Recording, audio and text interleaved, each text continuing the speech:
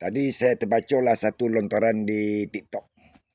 Mereka sanggup tempuh lautan. Saifuddin tegaskan Rohingya tidak boleh diusir sesuka hati. Saya menyokong tu. Ni sambil-sambil saya bersiap nak menyodot madu dia. Kan? Saya tahu baca lah ni tadi lah. Statement Datuk ni. Daripada dulu tu, semenjak BN memerintah, semenjak Rohingya ni datang, inilah nada yang diungkapkan oleh menteri yang memegang jawatan seperti Datuk KPDN.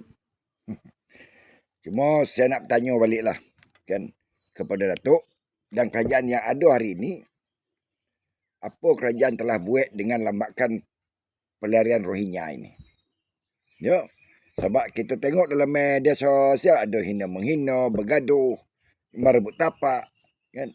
Kerajaan tak buat apa-apa pun. Mereka hanya membekalkan dengan kad UNCHR. Saya bukan menghina mereka, tak tu. Saya nak tanya kerajaan, kenapa kerajaan membiarkan mereka sebegitu? Telah terima mereka masuk dan mereka berkeliaran. Tiada ditempatkan tempat yang khusus.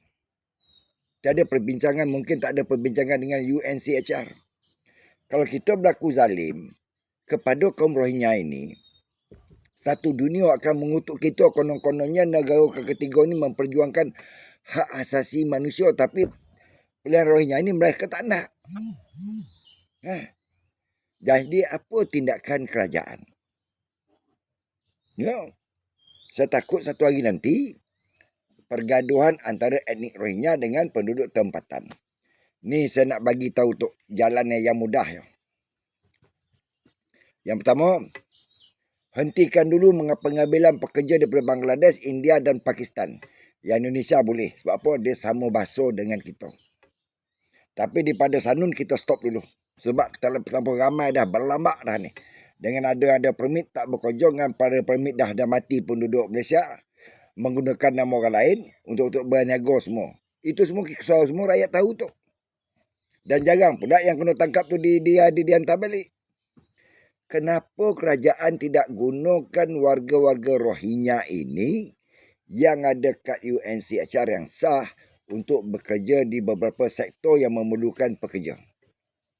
Yang pertama, bangunan, pembinaan. Yang kedua, peladangan. Yang ketiga, perkilangan. Kenapa tak gunakan kaum Rohingya ini? Oh, nanti ada alasan mereka tak dengar cakap apa semua. Yang tak mau dengar cakap, hantar balik. Yang tak mau buat kerja kita arahkan, hantar balik. Dan sekat laluan masuk kalau mereka yang nak masuk. Dengan kabarnya Malaysia ni punya radar paling canggih. Kan? Tapi kemasukan mereka tetap juga boleh masuk. Ini yang saya heran. Kan? Berhentikan dulu ambil daripada Bangladesh. Selesaikan bandar ni. Tadi saya baca satu hantaran daripada MAPIM. Majlis Perundingan Islam Malaysia. Mengatakan sekarang ni dia amat kesal dengan penghinaan terhadap warga-warga Rohingya di media sosial. Betul. Sebab apa? Kerajaan tidak bertindak.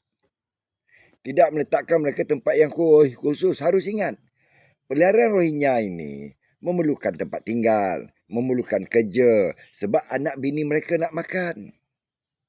Mereka beranak pinak tu. Umpama cendawan kuku yang tumbuh selepas hujan. Jadi fikirlah balik. Hentikan pengambilan pekerja luar, guna mereka ini. Sekurang-kurangnya kerajaan Malaysia membantu mereka untuk hidup. Ini dibiarkan. Baru-baru ni ada kejadian kemalangan. Budak bawah umur memandu kereta menyebabkan warga tempatan hilang nyawa. Dan Datuk nak ke macam tu? Kalau sampai nasib baik tak dipukul kekek satu kampung orang situ tu. Kalau satu kampung mengamuk menyerang puak Rohingya ni, baru ke kerajaan nak bertindak. Itu salah tu. Nanti akan ada kata, oh puak pemegang UNCHR kita tak boleh bagi kerja apa semua. Siapa cakap ni atas kerajaan? Nak bantu mereka atau tidak? Kalau tak nak bantu, kenapa membenarkan mereka masuk?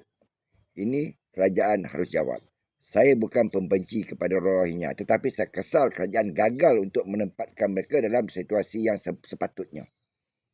Kan? Akhirnya masalah ini menimpa kepada penduduk tempatan. Wallahualam tu. Saya minta maaf. Saya ni tengah bersiap nak sodut madu ke Lulut.